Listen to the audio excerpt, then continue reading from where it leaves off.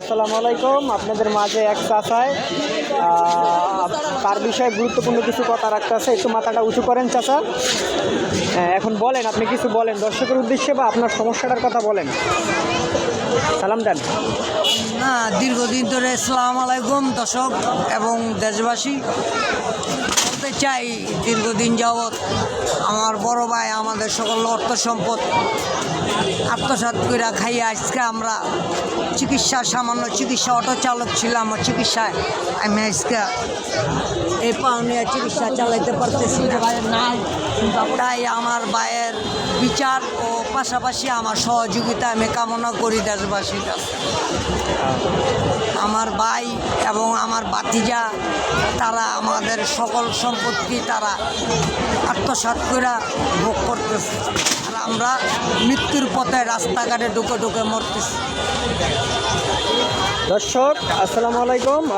আঙ্কেলে যে কথাগুলো বলছে আপনারা মনোযোগ সহকারে শুনছেন। তার পায়ে অটো চালানোর সময় হাড়ের মধ্যে পোকা হয়ে আছে, হাড়ের ভিতরে পোকা হয়ে গেছে। তার ভাই তারপরও কোনো তার চিকিৎসার খরচ চালাইতে পারে না। এই জন্য আপনারা যারা এই ভিডিওটা দেখছেন তারা সার্বিক সহযোগিতা করবেন আর আমার চ্যানেলটা সাবস্ক্রাইব করে দেবেন এবং প্রয়োজন আমাকে সামনে চেয়ে লোপাইতে পারে। আর আমরা আপনাদের মাঝে তার মোবাইল নাম্বারটি দিচ্ছি, তার সাথে যোগাযোগ করবেন।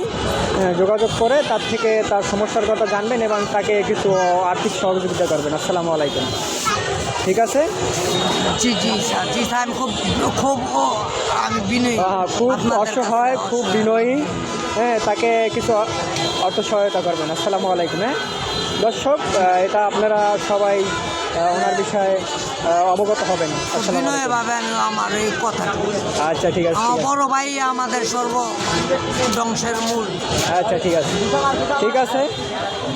আপনাদের সাথে বিনয় করে বলতেছে তাকে একটু অর্থ সহায়তা করবেন। সকল সুশীল সমাজের কাছে আমার এই আবেদন, তার পায়ে পোকা হয়েছে। করবেন। আচ্ছা ঠিক আছে। আসসালামু আলাইকুম।